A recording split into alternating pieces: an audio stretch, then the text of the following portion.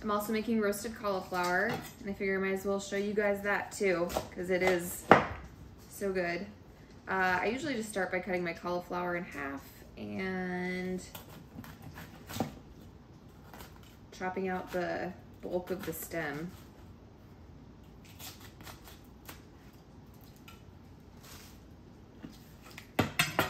The leaves, I don't need those. And then I just cut the rest of it into bite-sized chunks.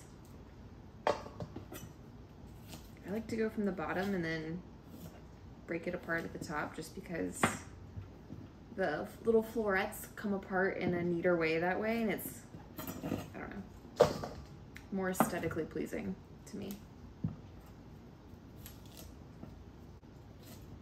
I'm gonna make a cheese sauce to go on these. Season them, roast them, and then make a cheese sauce, and it's gonna be so good. Like comfort food cauliflower is what we got going on here.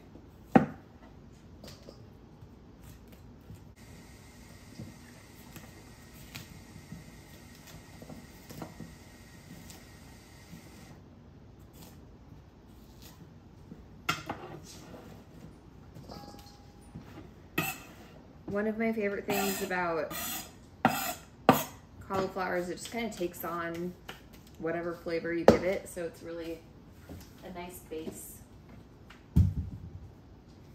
I'll start by drizzling olive oil. Oh, it's probably like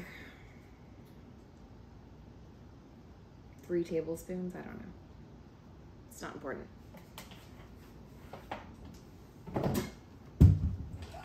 We're gonna go with salt.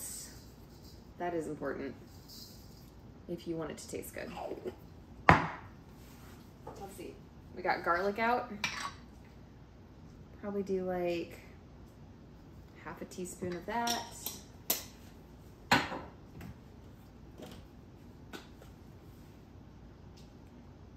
Probably like a whole teaspoon of onion powder. Go with some chipotle chili powder.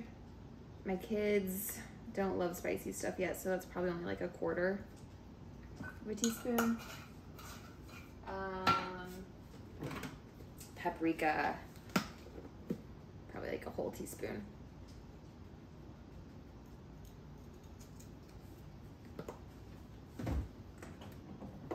And let's do some cumin. Probably like half a teaspoon. And some fresh cracked black pepper if you're into that. Or some not fresh ground black pepper if you are more lazy. You do you. Then you're just gonna toss that all together. Coat all the pieces.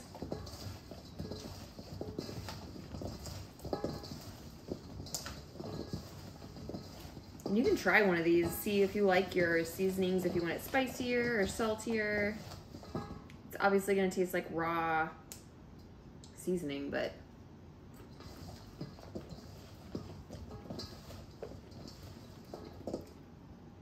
and it's like the same blend that I use in my fried chicken, so it kind of just tastes like fried chicken to me, which is really funny. But it's good. So this goes in the oven at 425 for, I don't know, some minutes. Probably like 15, but I don't know. I'll count while it's in there. I usually just leave it in there till it's done. Oh, so good. I'm gonna wash my hands. We're gonna spread it out on a baking sheet, but we gotta make sure we don't put too much together so it doesn't steam. We want it to get nice and roasty, not steamed.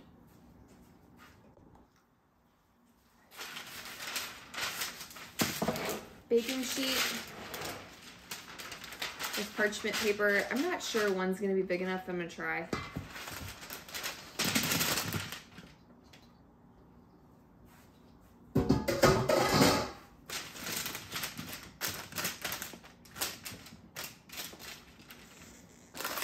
close, but I think it should be fine.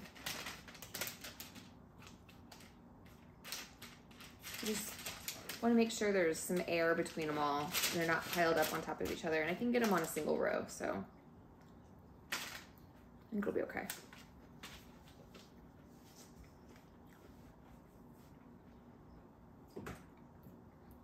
Now I just got to get the oven going and wait for the steak to be cooking before I put these in, because they'll cook pretty fast.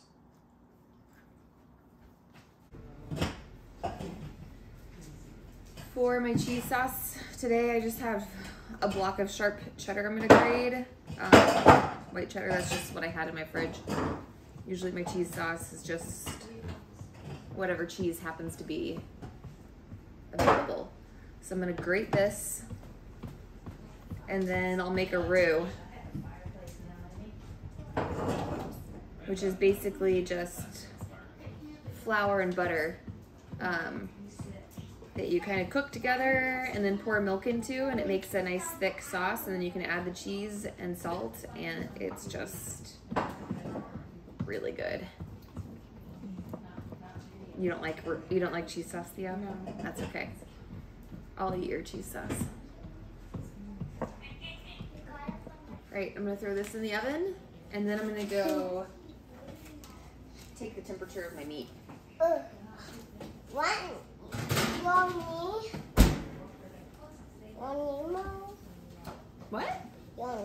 My meat.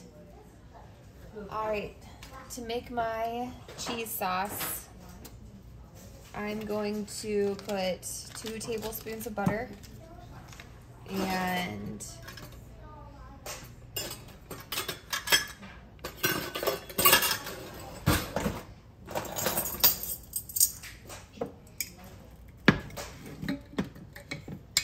2 tablespoons of flour.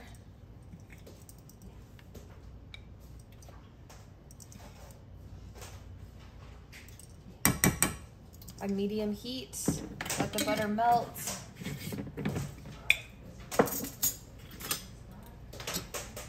I'm gonna end up whisking that all together, and the butter will make kind of like a thick, bubbly sauce with the flour. You'll see.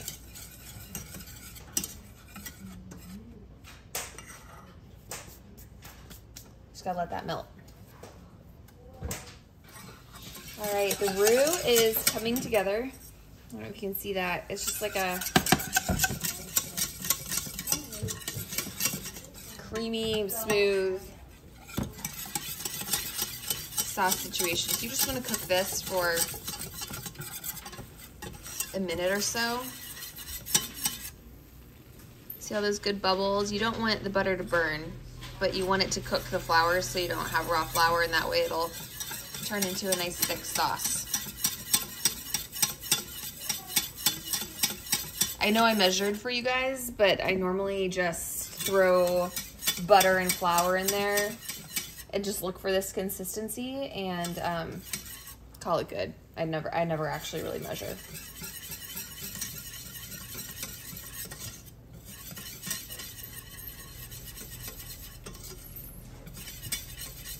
So after you've let that cook for about a minute or so, you can pour in 1.5 cups of milk.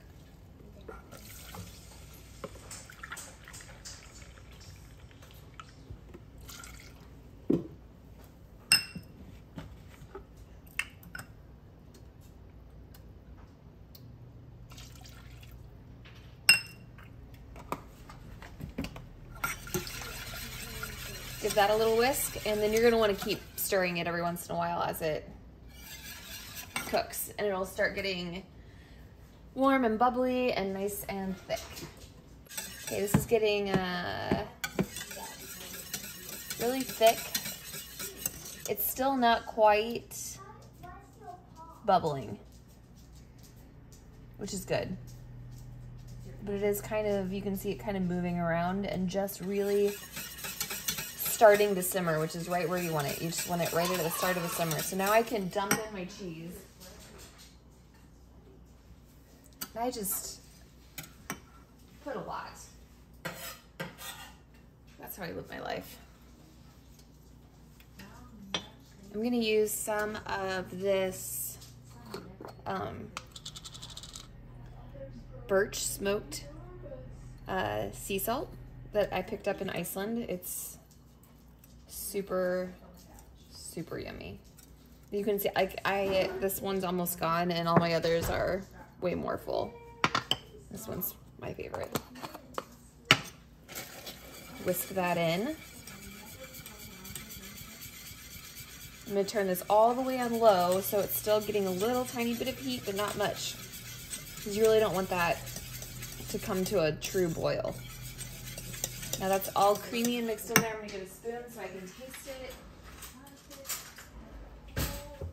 Oh, I need pepper.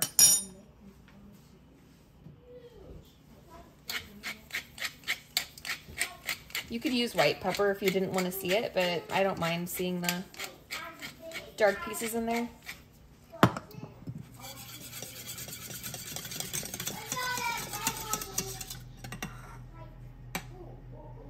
It's gonna be hot.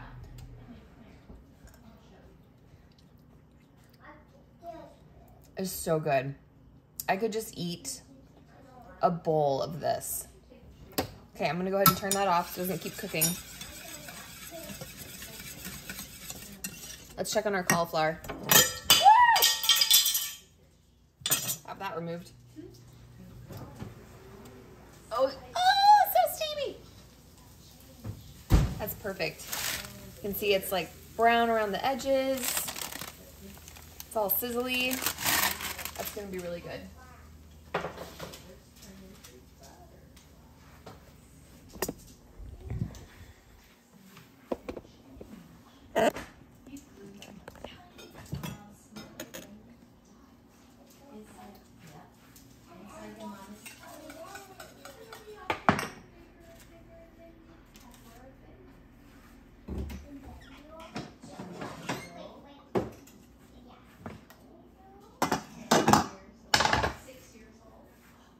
So even though we did the steaks low and slow for 30 minutes, the whole dinner was still probably only like 40 minutes to make. It's super easy, super fast. And a lot of that I was just standing around waiting for the steaks to cook.